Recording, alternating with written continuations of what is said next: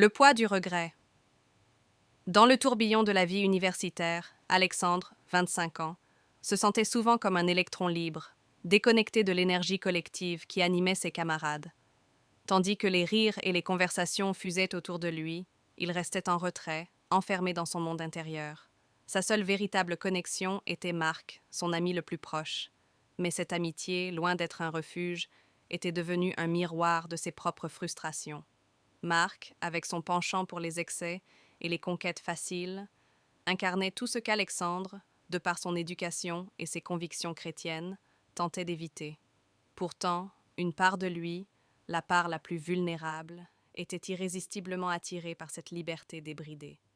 La pression de la norme, le poids de la virginité à 25 ans, tout cela pesait lourdement sur ses épaules. Il avait fini par confier à Marc son désir de faire l'expérience, de franchir ce pas tant redouté. Ce soir-là, l'occasion s'était présentée lors d'une célébration arrosée. L'alcool avait assoupli ses réserves, brouillé les lignes de ses principes. L'idée, lancée en l'air par Marc, de visiter une professionnelle du sexe, avait pris forme dans l'esprit embrumé d'Alexandre.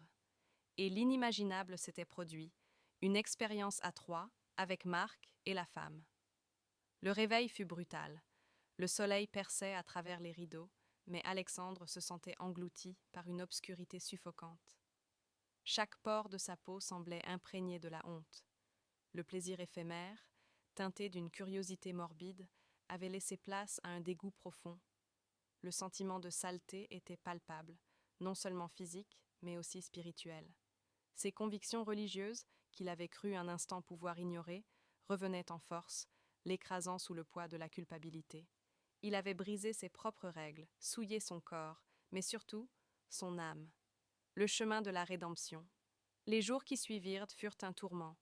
Alexandre se sentait prisonnière de son secret, incapable de regarder qui que ce soit en face.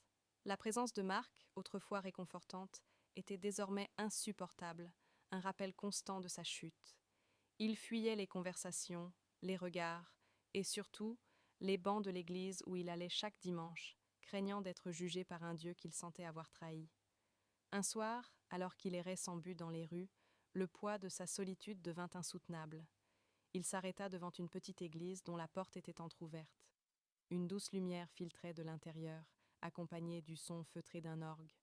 Hésitant, il poussa la porte. L'intérieur était vide, mais une paix étrange y régnait. Il s'agenouilla, les larmes coulant sans retenue. Pour la première fois depuis cette nuit fatidique, il laissait éclater sa douleur, sa repentance. Ce soir-là, Alexandre prit une décision.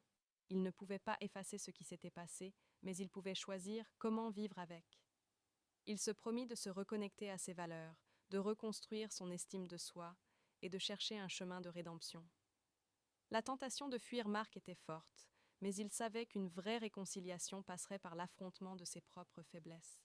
Le lendemain, il aborda Marc, non pas pour le juger, mais pour lui exprimer sa propre détresse, la dissonance entre ses actions et ses convictions. La conversation fut difficile, empreinte de gêne et d'incompréhension de la part de Marc. Mais pour Alexandre, c'était un premier pas vers la libération. Il comprit que le chemin de la rédemption ne serait pas instantané, mais qu'il résidait dans l'honnêteté envers lui-même et dans la recherche de pardon, qu'il soit divin ou personnel. Alexandre commença à fréquenter un groupe de jeunes de son église, non pas pour se cacher, mais pour retrouver un sens de la communauté et du soutien. Il se lança dans des activités bénévoles, cherchant à donner un sens plus profond à son existence.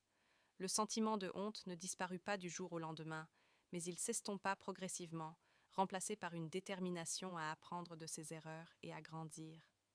Il comprit que la vraie force ne réside pas dans la perfection, mais dans la capacité à se relever après une chute, à affronter ses démons et à continuer son chemin, humblement, vers la lumière.